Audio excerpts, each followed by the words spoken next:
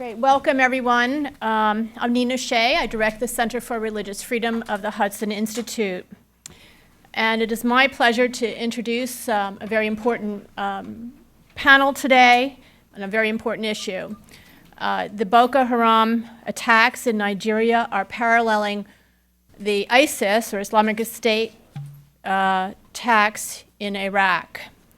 According to the UN, 6 million people have already been affected in one way or another by Boko Haram, about 300,000 displaced, thousands of refugees in Cameroon, Chad, and Niger. And as far as the killings go, it's anyone's guess. They're occurring on a constant basis as Boko Haram becomes more well-armed and grows. The Catholic bishop, Dueme of Borno today is quoted in the Vatican press as saying that there is clear confirmation that Islamization is occurring in northeastern Nigeria and probably with the intent of targeting all of Nigeria. He acknowledged that Muslims are attacked as well, those who do not abide by Boko Haram's dictates are targeted, but that Christians are bearing the brunt of this. What is going on is a very brutal religious cleansing, and it's occurring as we speak, as we are here today in northeastern Nigeria. This is the third in a series of Boko Haram survivor talks that we've had here at the Hudson Institute. Our first was Deborah Peter. She was a girl who survived the assault of Boko Haram on her home and saw her own father and brother murdered in cold blood in her living room. Habila Adamu also spoke here. He himself was the lone male survivor of his Christian neighborhood. He was shot in the head and managed to survive that. He brought the x-rays and CAT scans with him to show evidence of this. And both of those talks are on the Hudson website at hudson.org. And we are very grateful to Nigerian-American lawyer Emmanuel Ogebe and the Jubilee Campaign for helping us with all three of these events. Today, Emmanuel will be addressing a very grim question. He has spent the last month in Nigeria investigating the issue of, or the phenomenon, recent phenomenon over the summer of young girls turning up as suicide bombers for Boko Haram in northeastern Nigeria. And he wondered whether the abduction of the 300 girls, schoolgirls, last April may be involved in those bombings, against their will, of course. And Emmanuel will be presenting that information. He spoke yesterday before the Subcommittee on National Security of the House Oversight Committee. After Emmanuel, we'll hear from Sa. Sa is not her real name. She's an 18-year-old girl, and for her own protection is not revealing her name or her home, her actual village or town. But she was one of the 300 schoolgirls abducted by Boko Haram last April. She managed to escape, only a few did. And this is the first time she or any of the girls who did manage to escape is telling her story in the United States. When the girls, most of whom were Christian, were taken, they were taking school examinations. And so Sa is here in the United States to continue her studies. She was a senior at the time. So she is back in high school here in the United States, thanks to a program that the Jubilee Campaign has founded called Education After Escape. So join me in welcoming our guest today. Thank you.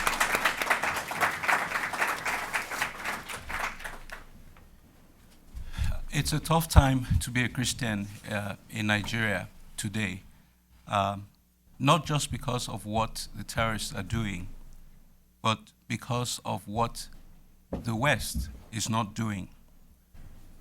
Boko Haram has done more than ISIS has done in the last 2 months. Boko Haram has done consistently what ISIS has done in the last 3 years. And yet, we have not seen the level of attention and concern that Iraq is getting for the victims in Nigeria. Let me mention a couple of things that struck me when I was in Nigeria this week. One of them was the town Michika has fallen. Now, this is a huge deal because in September last year, Michika was the safe haven where we stayed for the night in the Northeast. And even then, people were impressed that we could come from America, and part of my team included a white American, and they said the last Caucasians in the Northeast had been evacuated a year earlier. So they commended us for coming, but they assured us that Michika was safe because it was a Christian town. And so we spent the night there while several, about 100 miles away from our hotel, churches were being burnt by Boko Haram. So you can imagine our shock when last week we heard that Michika has fallen. My colleague who went with me on that trip is still in shock. The idea that this town that was overwhelmingly Christian has fallen to these terrorists. And what you have happening now is that Boko Haram has been powered by ISIS. They've been inspired, these terror groups that feed off of each other.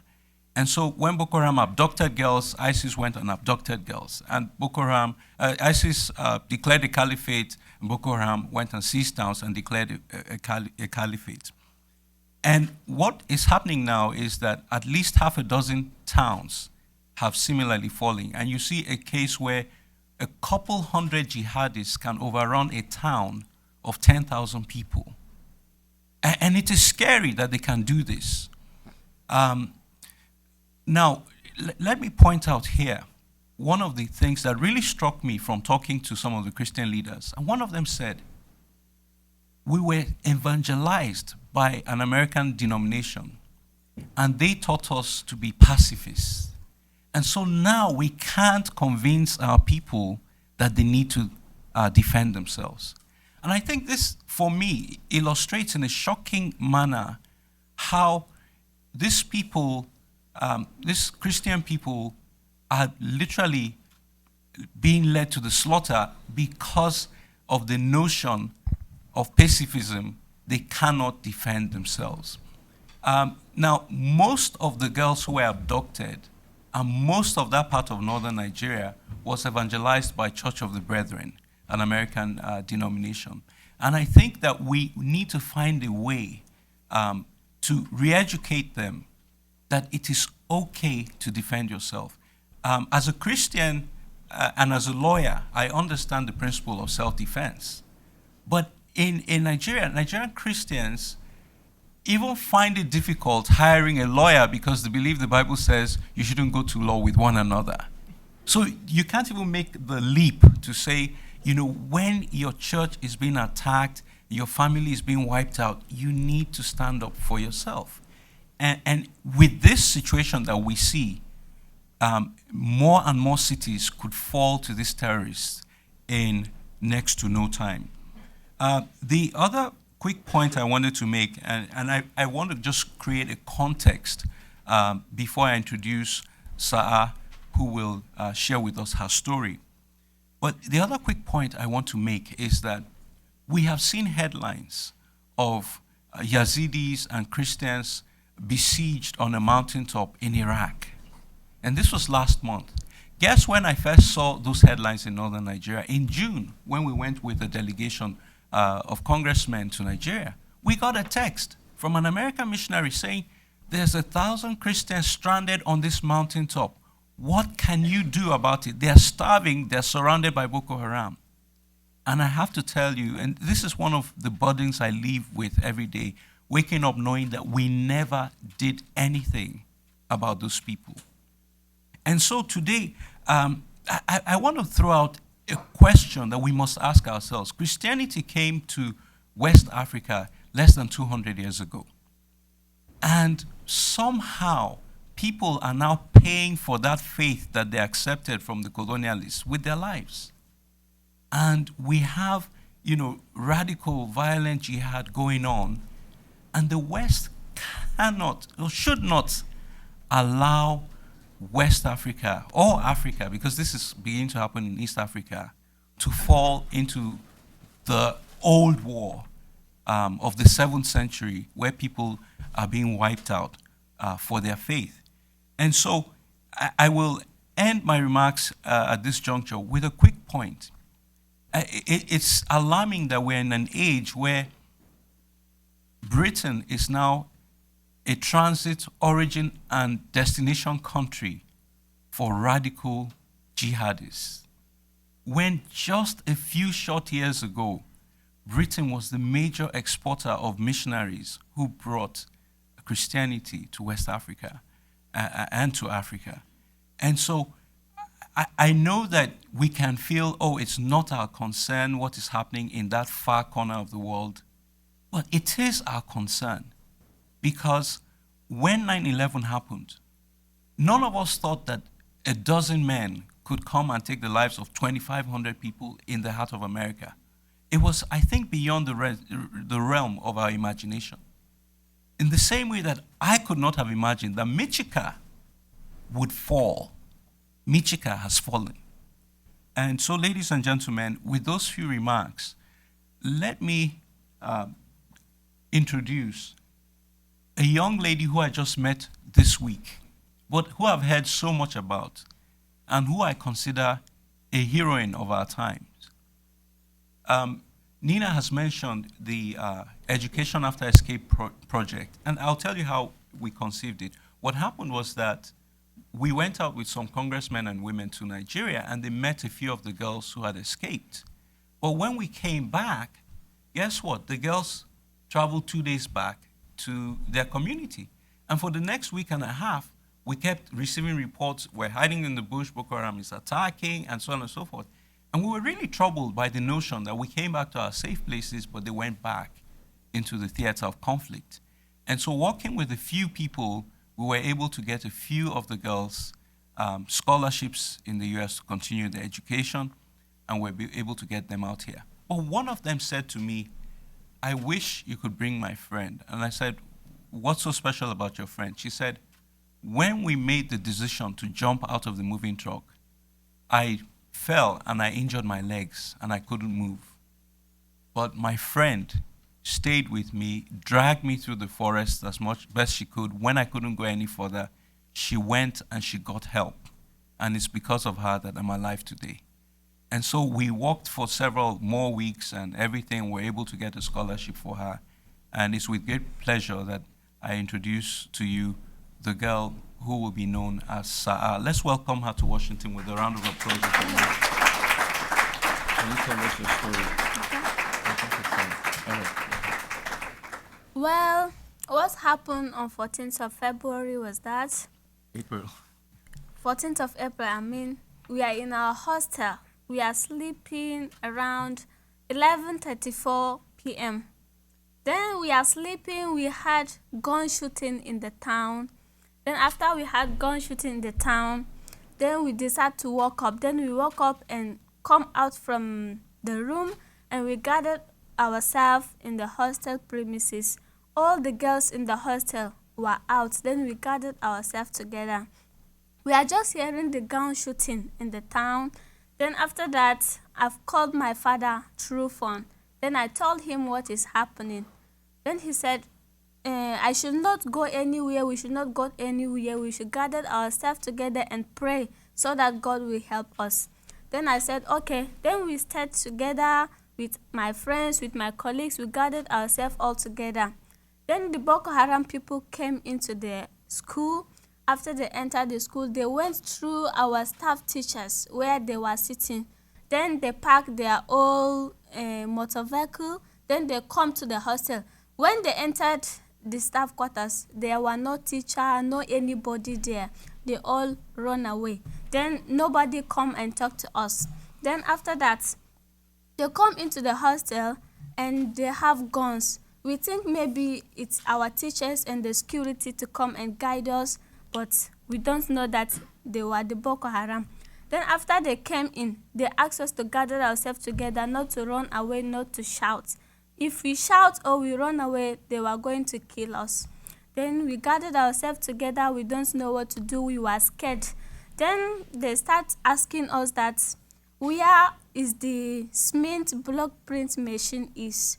Then we said we don't know anything about the machine. Then they said if we didn't tell them the truth and if we didn't show them where the machine is, they were going to kill all of us. Then we said we don't know where the machine is. They still asked us where are the boys' hostel. Then we said the boys are not sitting in the hostel.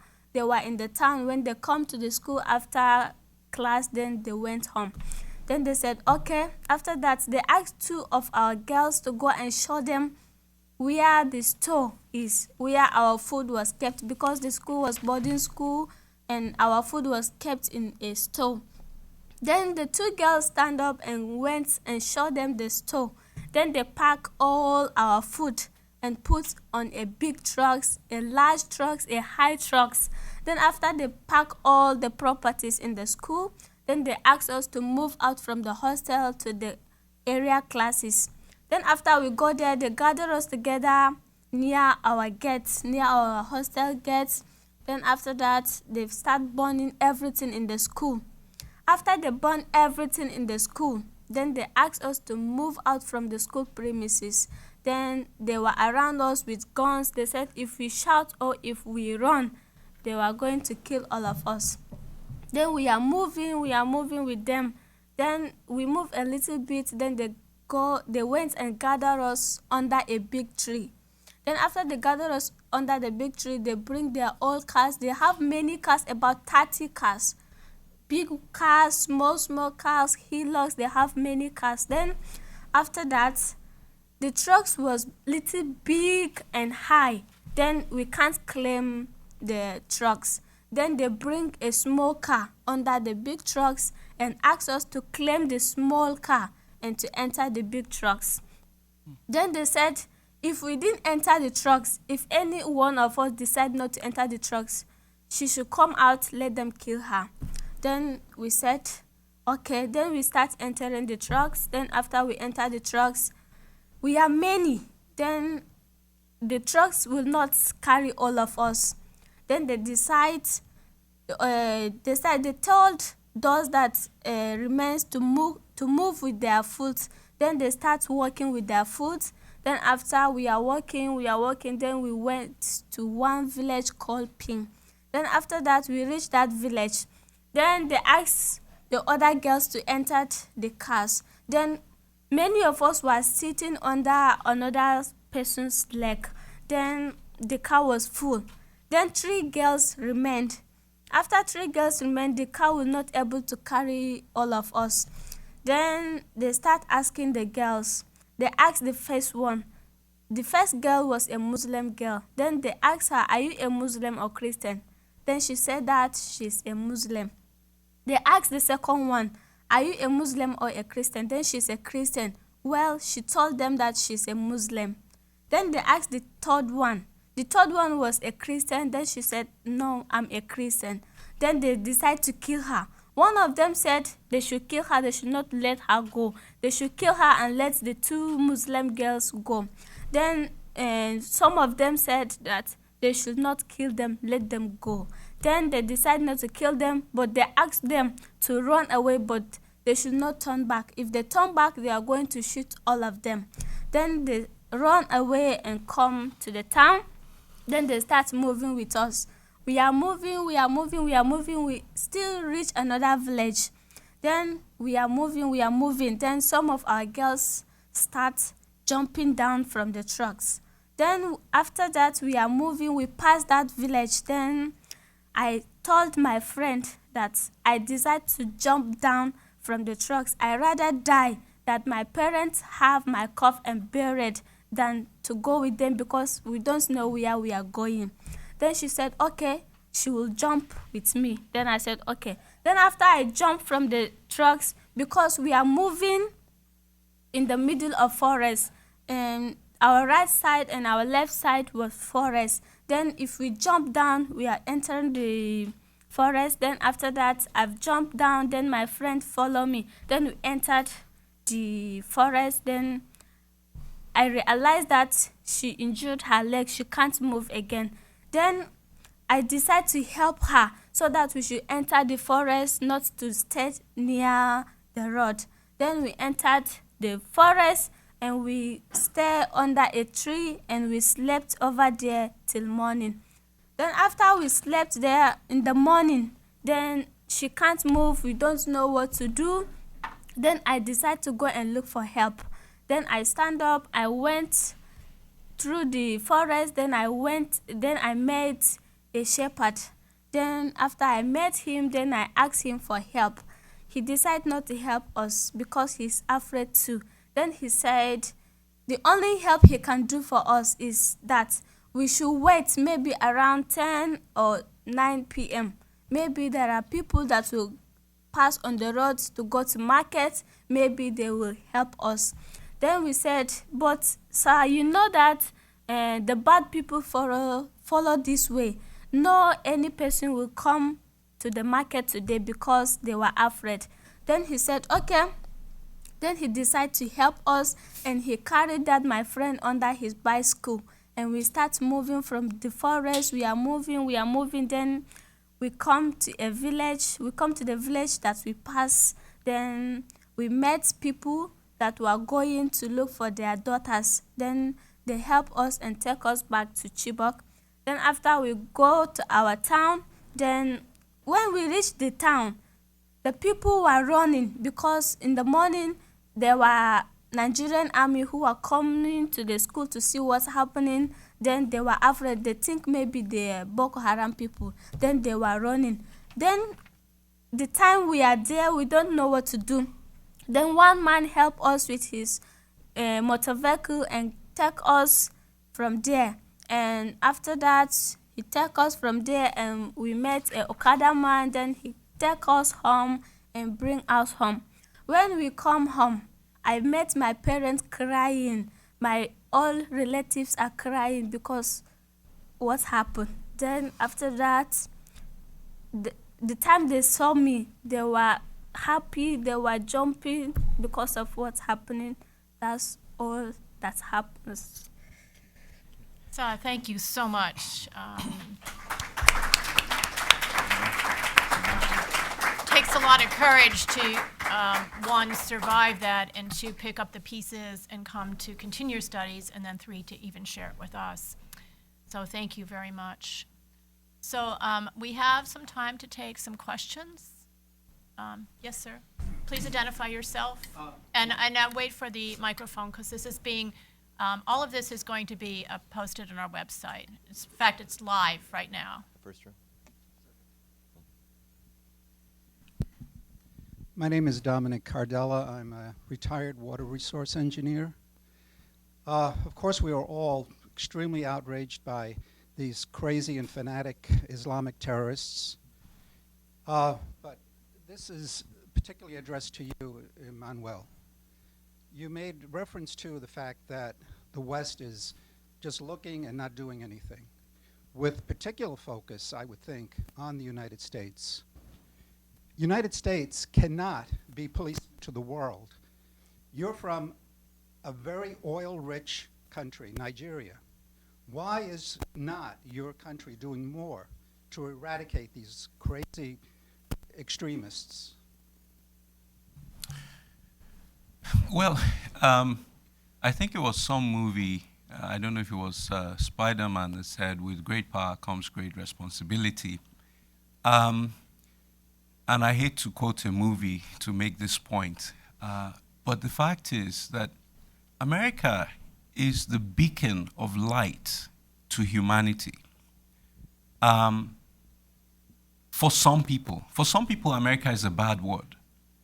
To give you an illustration, when I was arrested and I was being tortured by the regime of General Abacha because I was advocating democracy and human rights, one of the first questions they asked me was, have you been to America? Because they think that the only people who are crazy enough to advocate for human rights and democracy must have an affiliation with America. True, Nigeria is a poor oil-rich country, and they could do more to fight terrorism. But here is the problem, and if you see some of my testimony in Congress, for the last 2 years, America has been telling Nigeria, you know, don't fight these terrorists. This is not a military thing. This is economic. This is not jihad. I call it the see no jihad, hear no jihad, say no jihad strategy. And so they weakened Nigeria's response. The president of Nigeria was made to believe that if he threw more money at northern Muslims, that it would cure this problem. I said that that did not make any sense.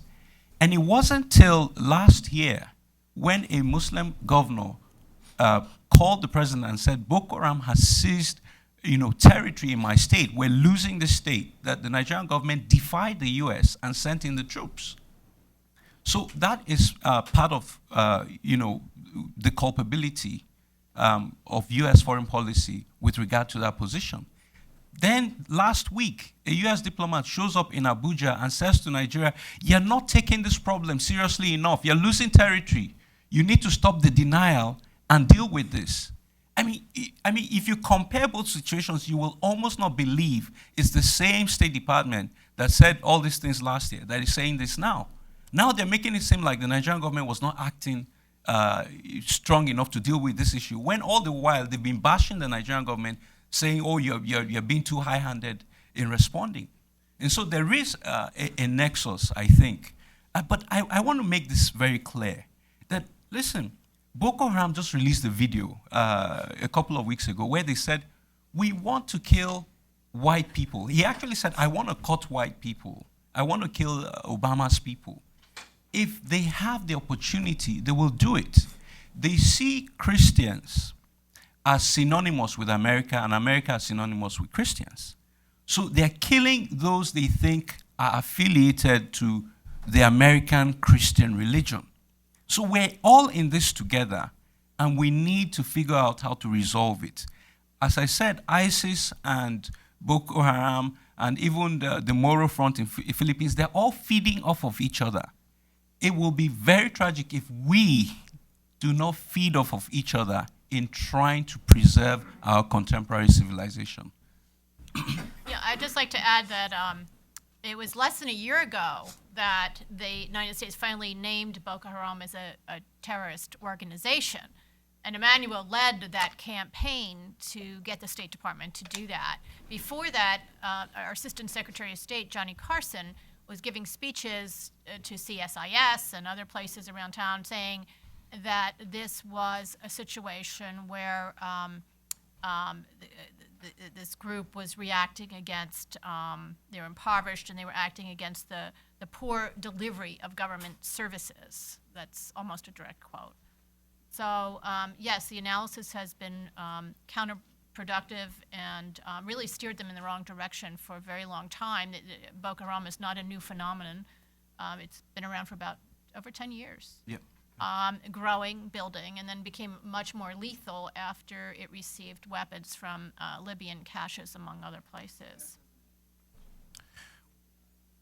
Well, you know, I'll be happy to do a couple of things. One of them is I'll refer you to my congressional testimony. You can look at that.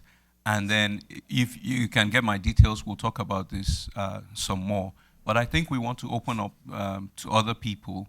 And I'm sorry that I wasn't able to answer your question to your satisfaction. Yes, front row and then the second row. And again, please identify yourself. Hi, thank you so much for doing this. Howard LaFranchi with the Christian Science Monitor. Sa, if I might ask you, I understand it didn't sound like you were a lot of time with the Boko Haram militants, but I'm curious, in that time, was everything all focused on getting you out, the escape and things. And was there any, I don't know, we've heard about using girls, sexual purposes. We've heard about forced marriages. Was there any, and you did, of course, tell us the story about the 3 girls, but I'm wondering if in the time you were there, you got any sense of what was, what the point was, what the girls were going to be used for, if there was any effort at conversion, proselytizing, what was going on while you were in their hands? Well, at that time, the other girl said she's a Christian. When she denied Christian, she said she was a Muslim. And I feel shocked and I feel very bad. Why is she denying Christian that she said she's a Muslim? Well, they were proud to hear that we denied our Christian and said we are Muslim to become a Muslim. Well, the time that she said that she was a Muslim, I was shocked and I was very sad that she said that she was a Muslim. That means that she just, wow, that means that she just wants, maybe, I'm thinking at that time that maybe if they killed her at that time, what is she going to say to the Lord in heaven? I was shocked and I was very sad at that time. So I was wondering if you had seen the video of 300 the girls, the schoolgirls from Chibok. There was a video that was released by Boko Haram and on YouTube. And if you saw that, whether you recognized any of the girls in the video. Yes. You saw it and you recognized some of them. Yes. And they I were know all some of them. dressed in, they all had veils on and were reciting Islamic prayers. Yes. Yeah.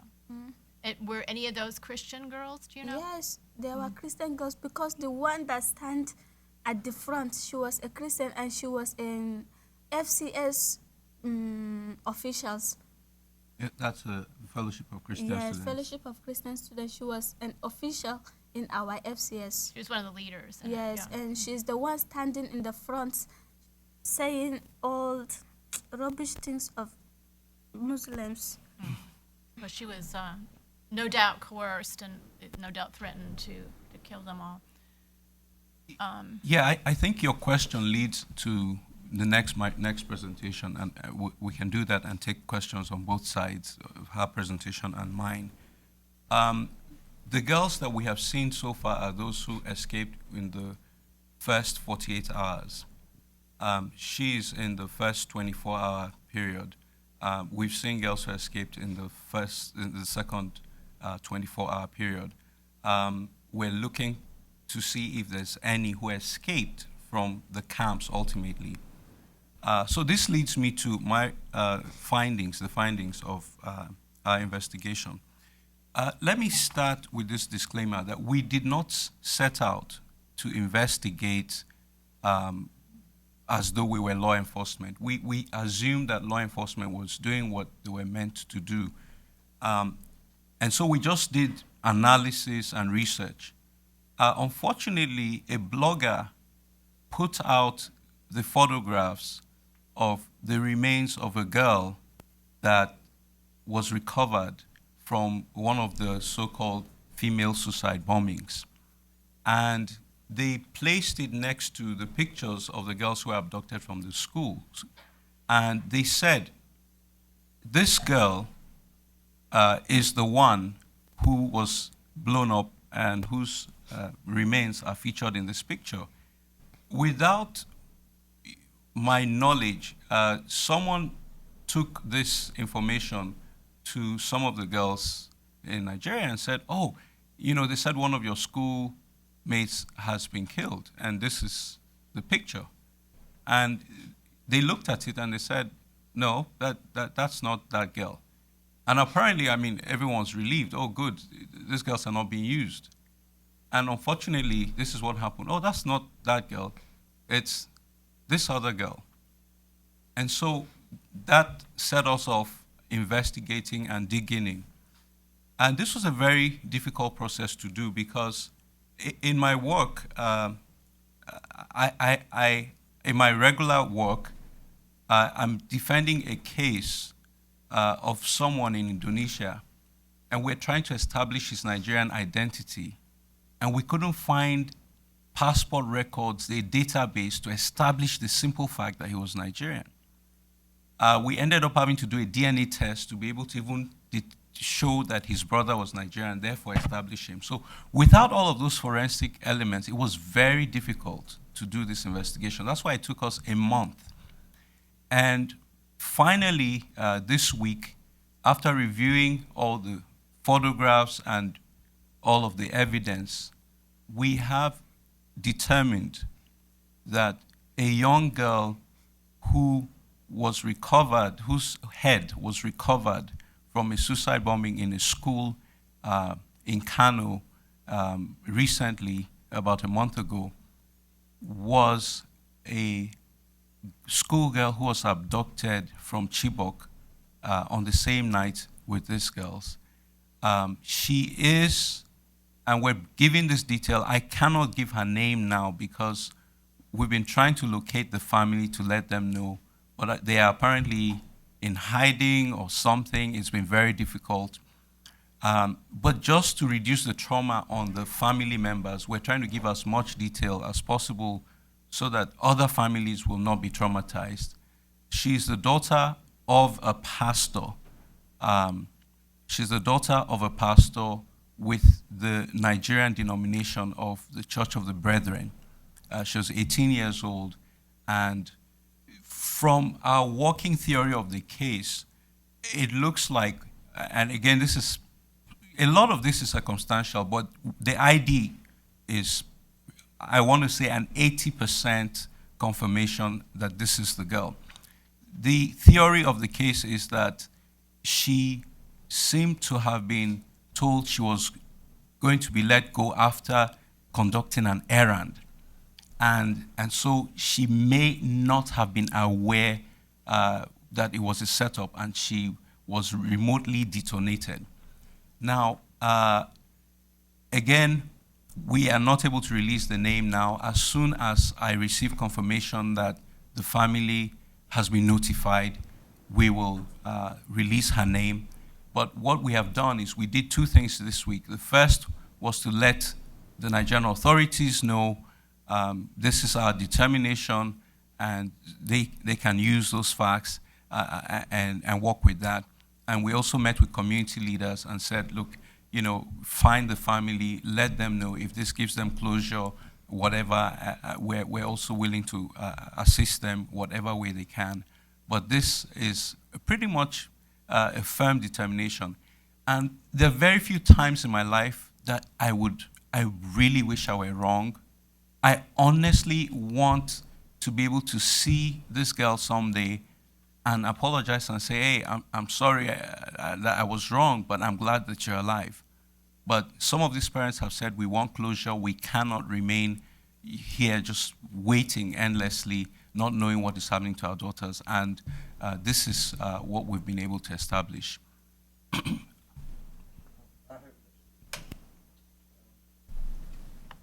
Please identify yourself. My name is Syed Amir, and I am a retired health scientist administrator in IUH.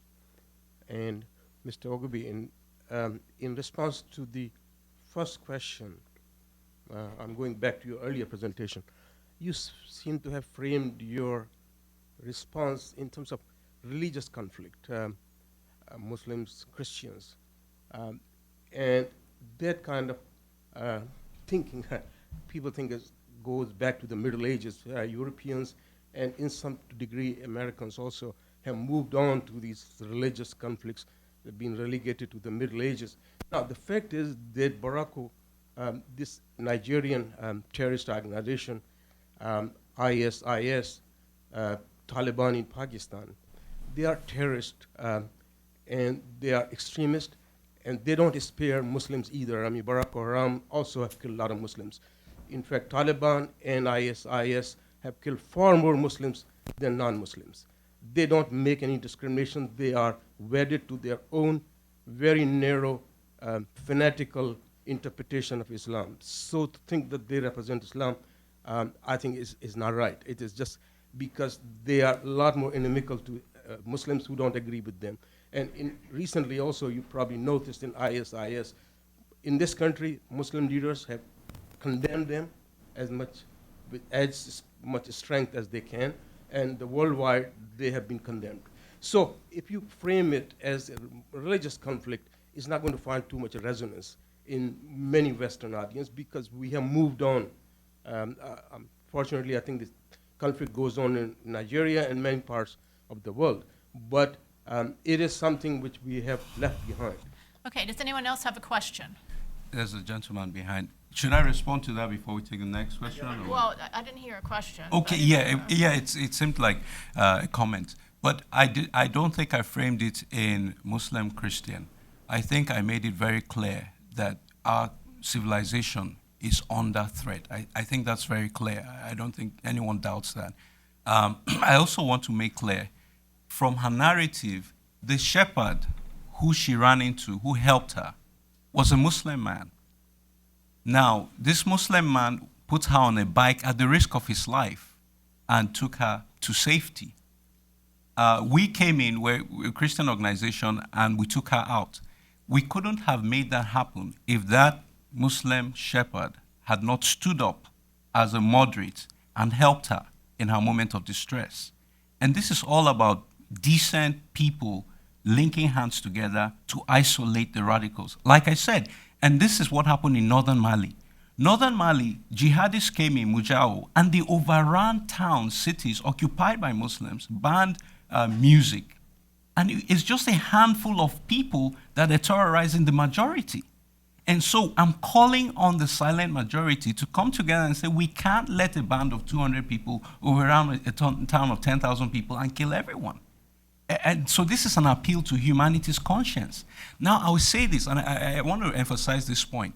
2 quick points here. One is that the Boko Haram has attacked at least 5 Americans. So this is not a Nigerian issue. They've attacked people from 15 countries. They've killed Britons, they've killed Italians, Germans, and so on and so forth. So if we try to make this, oh no, this is just happening in Nigeria, no, it's not true. Just last week, World Magazine publicly identified an American who was attacked by Boko Haram. And the State Department has kept this information from the public for several years. That's why it looks like, oh, it's just happening there. But no, if we knew that in 2011, Americans were attacked by Boko Haram, we would have had the same reaction that we're having to the slaughter of Jim Foley. I said I had 2 points, but I'll just leave it at 1 so we can take more questions. There's a gentleman at the back there.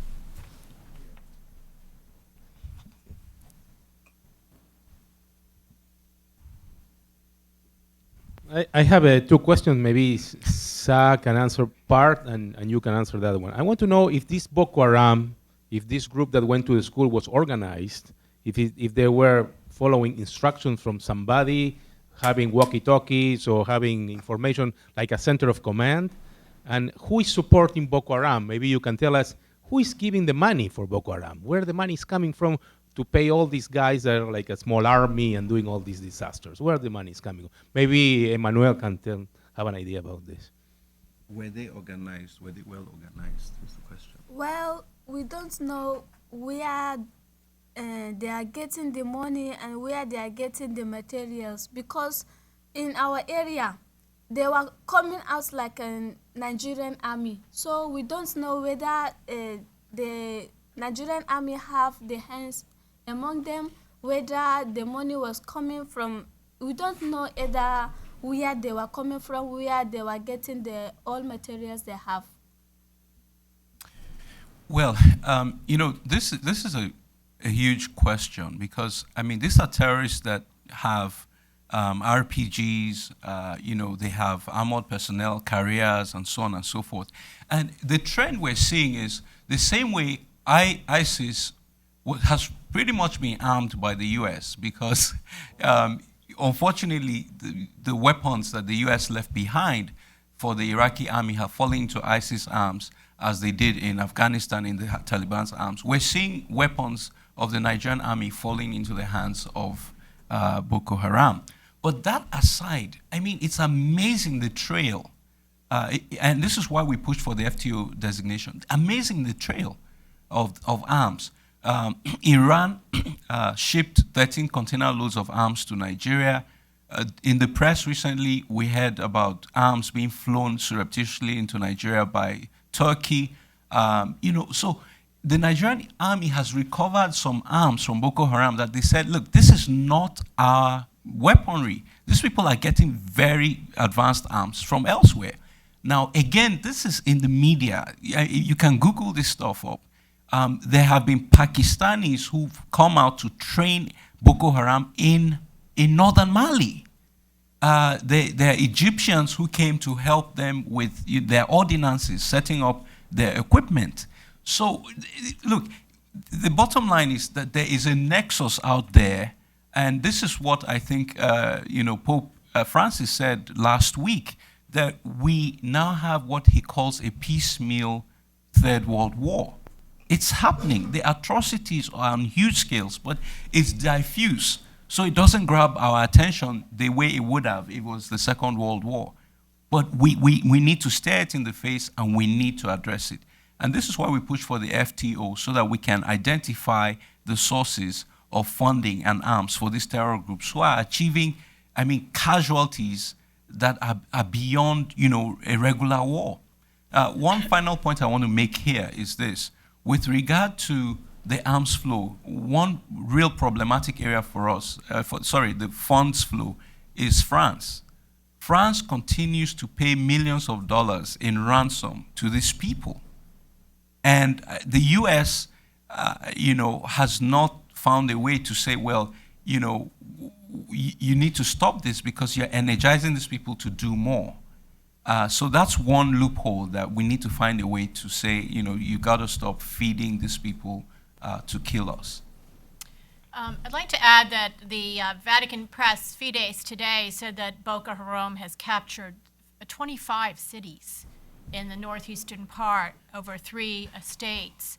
The Center for Religious Freedom and Hudson Institute doesn't have a position on military intervention in Nigeria. I want to be clear about that.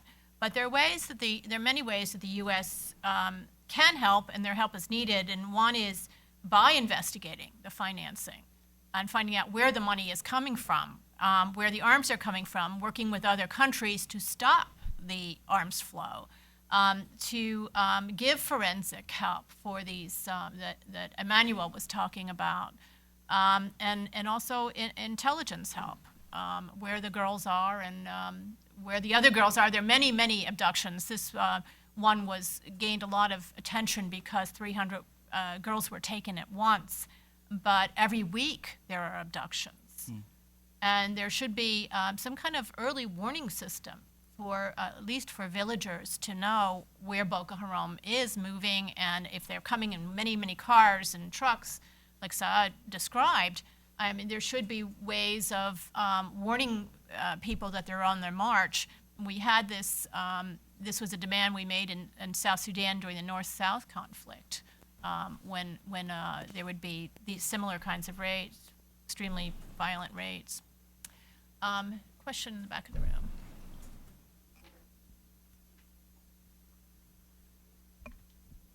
Hi, I'm Larry Haas with the American Foreign Policy Council. Sa, I was wondering if you could just tell us a little bit more about yourself. Can you tell us a little bit more about your religious upbringing, how active you were, going to church, teachings of Christianity, how what your family is like? I think we just want to know a little bit more about you, if that's okay. Okay. I'm a Christian, and I'm going to church, the EYN church. That means the brethren, like this. So I'm a Christian. I'm a real Christian, and I know God, and I'm following God the way I can. So I'm a Christian, and my parents are real Christian. My father and my mother were Christian, and we were following God. We were going to church. We joined some groups in our area, in our churches. We are a Christian, so we know God because my father was a pastor before. Then I'm a real Christian. So you were with the Church of the Brethren. Yeah. Mm. And then there was a question in the back, way in the back. There. Okay, here's one here. Good afternoon. My name is Kevin Fahey from Cameras International. First off, I would like just to thank the Hudson Institute as well as Jubilee Campaign for putting on this wonderful event on a quite pertinent time frame and issue. Especially to the Jubilee Campaign for bringing about an ability to educate those who have escaped, such as Saha. It's very similar to work that one of our local partners, the American University of Nigeria in Yola, is doing right now. We have about 11 escaped children, girls who are now given scholarships to continue their education at AUN. But my question would be more in regards to the recent report from Amnesty International about the severe corruption within the Nigerian military, with a lack of governmental support in northeast Nigeria, a lack of trustworthiness in the military. Where are the Nigerian people especially in the 3 states of emergency, where are they to turn? Thank you. Yeah, I have often said that between, the ineptitude of the government and the ferocity of the insurgents, it's difficult to tell who will kill off Nigeria first. So we're caught between 2 great evils. That said, very frankly, but for the presence, the occasional rare presence of some semblance of military personnel, Christianity would have been completely wiped out in northern Nigeria 2-3 years ago. Now, we now have a situation where you travel in the north, you identify a church not by the singing and the clapping, but by the policeman outside with a gun and a metal detector. I took my kids with me to Nigeria recently, and they were just shocked at the idea that every church you go to is like going through a TSA checkpoint. You have to, women don't take their bags into church, they have to leave them outside because they're scared of suicide bombers and all of that. So, I mean, no matter how bad the government is, there's some redeeming value to the fact that they hold that sword so that they can protect places of worship, for example, in Nigeria. The only problem is recently, a few months ago, 200 Boko Haram came into a village. The church was being guarded by 2 soldiers, and they wiped out the soldiers and killed most of the people in the church. So 200 against 2 is badly outnumbered.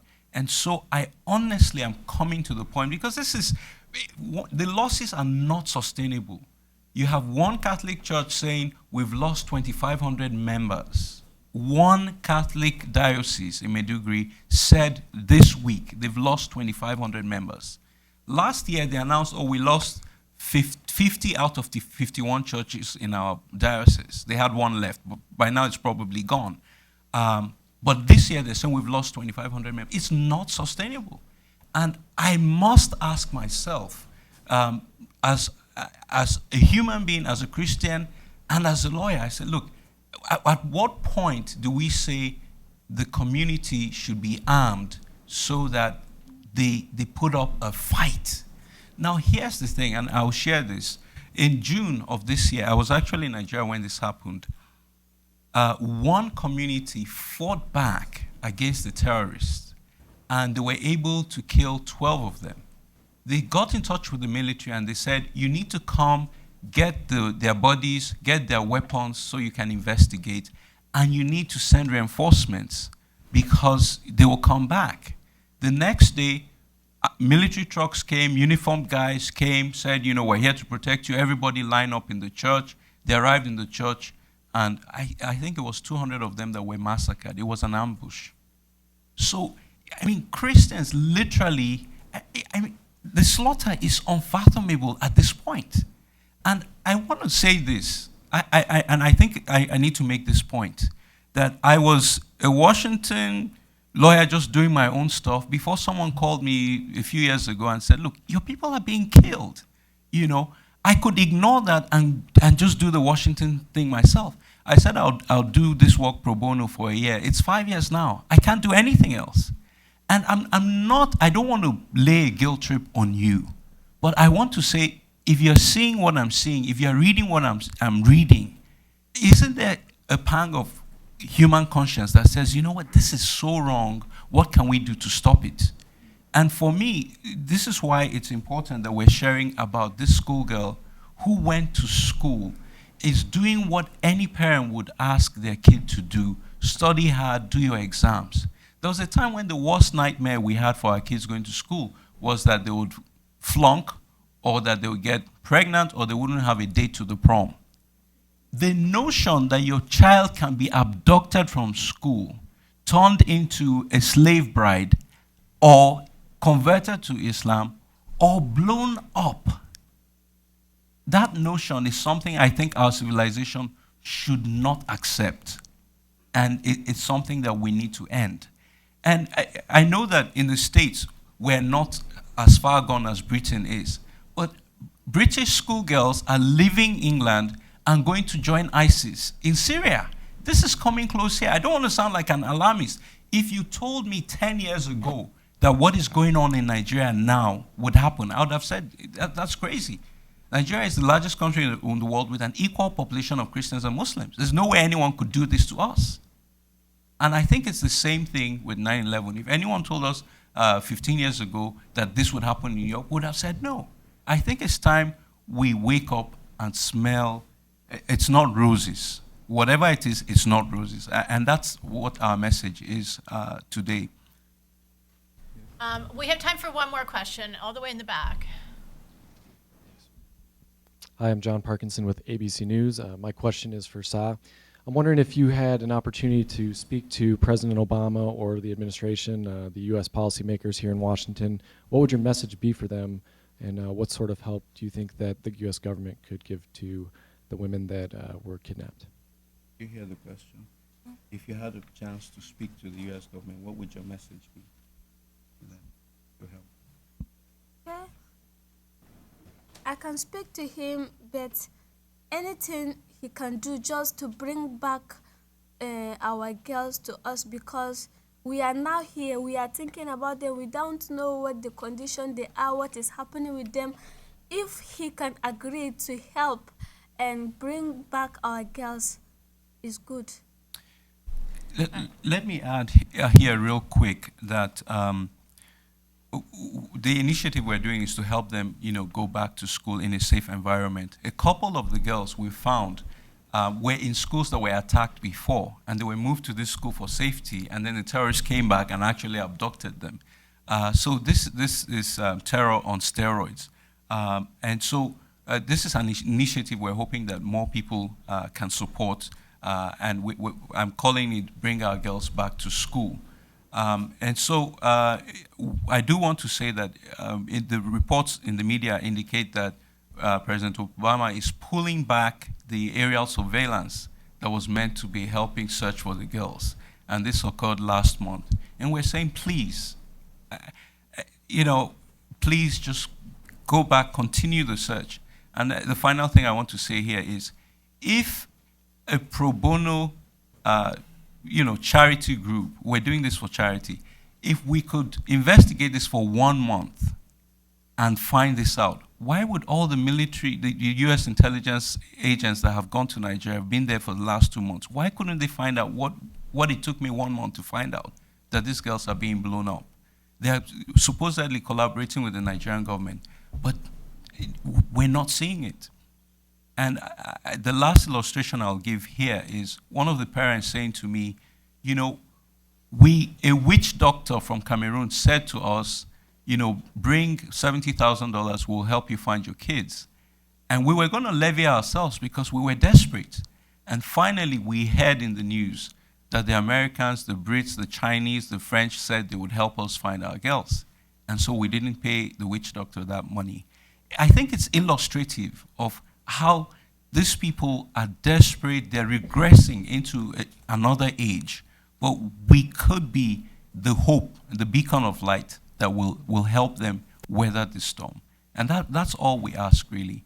I thank you very much for your attention and your time. I want to thank Sa and Emmanuel both for their presentations, and to say that these scholarships for these girls is a wonderful, positive, constructive, and defiant answer to Boko Haram, whose very name means education is a sin.